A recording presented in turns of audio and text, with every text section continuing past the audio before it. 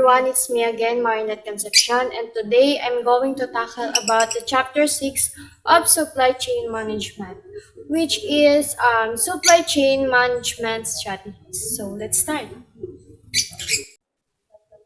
The importance of supply chain strategy lies in its ability to optimize operations, reduce costs, improve service, and enhance the overall competitiveness of a business.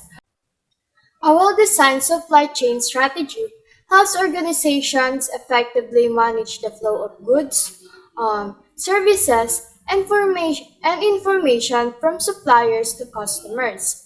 A well-crafted supply chain strategy is essential for businesses to remain competitive, responsive, and cost-effective. And it also helps optimize processes, reduce risk, and improve customer satisfaction while supporting the overall strategic objectives of the organization.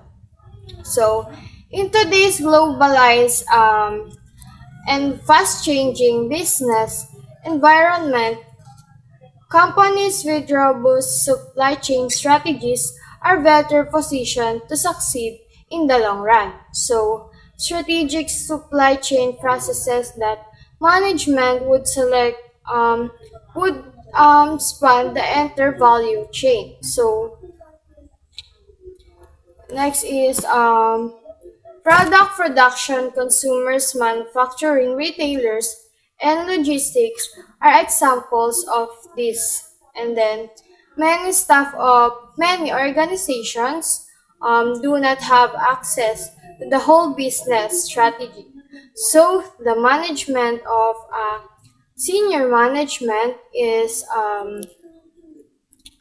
senior management leadership must be clear to them in the vision or and mission statements, as well as the priorities and the targets. And then customers' needs, internal skills, supply chain dynamics, supply chain infrastructure, strategic intelligence, supply chain risk, supply chain organizations, personnel, and success benchmarks, business case and organizational buy-in, and supply chain plan implementation are 10 supply chain tactics. So there are various strategies to achieve